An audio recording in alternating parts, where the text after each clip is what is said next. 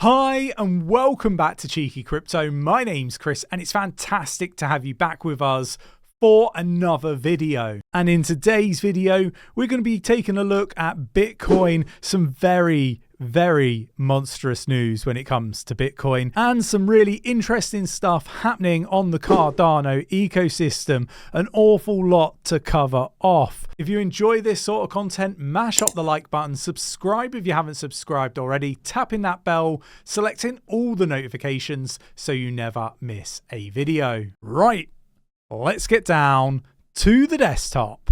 So the first thing that I want to bring to everybody's attention is what's going on with 𝗗𝗃 on the Cardano ecosystem, but maybe even Ethereum, maybe even BNB now. There's a lot going on, but the price is up a silly amount just today. So it's now at 0.07267. In the last day, that is up 48.27%. Now, a lot of people are asking, why is that? Well, waking up this morning, it looks like a whale spent $705,000 worth of ADA on 𝗗𝗃, which has obviously seen a lot of people start to think, oh, what's going on? But in essence, there's been a pretty sizable update on the game, and they've launched on the ETH chain and are on Uniswap as well. So lots going on for 𝗗𝗃. I know a lot of our community are investing in this one. I think we were, getting into this one back in August. Lots of people in our community got in sort of around the 1 cent or so. So really interesting stuff. But let's move on to other news. We've got Swell enhances cross-chain interoperability with Chainlink CCIP integration. And look, I'm really bullish on Chainlink. I've said this numerous times. Chainlink's going to do phenomenally well in this bull run. And, you snooze, you might lose and miss out on this one. I think that a lot of people were sleeping on it. Not us here at Cheeky Crypto. We were all over this very early on, got some really good amounts of Chainlink at very good prices. And, on that note, it's one of the benefits of staying around in a bear market is there are all these wonderful opportunities to pick up these projects at super cheap prices. I mean, we just mentioned 𝗗𝗃's 𝗗𝗃 up 48%. Well, if you were here in the bear market, you would have been picking that up when we were potentially, and you would have been in some pretty decent profit today. So yeah, look, always good to take profits. Just want to kind of put that reminder out there. But I do think that 𝗗𝗃 has the potential to do much better over the coming months. But Chainlink, super excited about Chainlink. Looking forward to everything that is coming when it comes to Chainlink. Moving on, we've got Bitcoin. Over 80% of Bitcoin holders are now in profit, according to data. Obviously it tapped the $39,000 mark recently.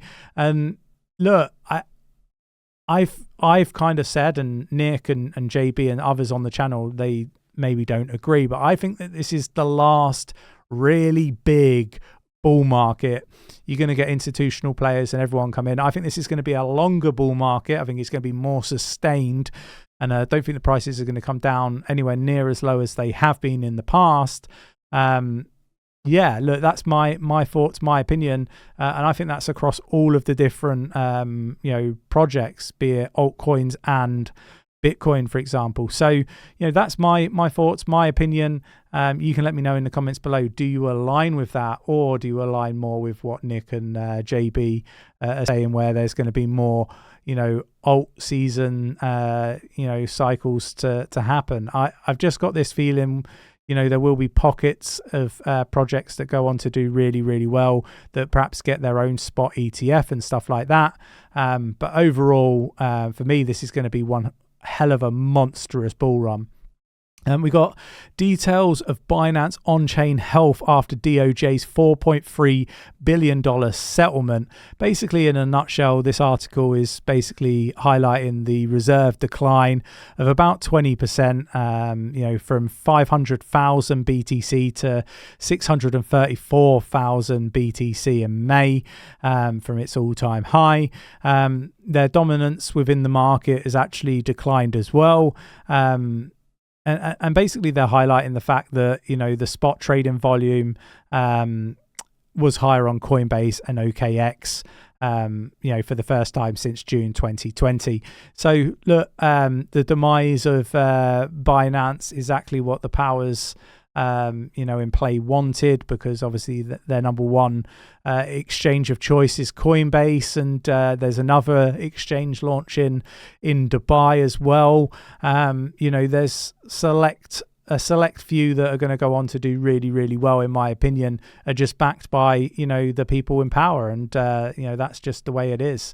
Moving on, we got the judge warns the SEC over false and misleading requests in crypto case. The federal judge threatened to sanction the SEC lawyers after false allegations prompted the court to impose a temporary restraining order on crypto firm 𝗕𝗘𝗪𝗓.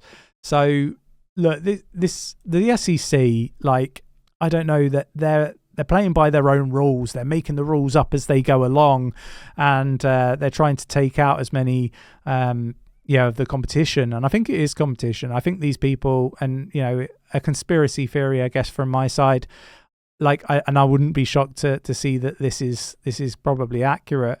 Many of them are invested in particular projects, or through stocks or direct crypto, and it might not be them themselves. It could be family members, friends, relatives doing it on their behalf with insider knowledge.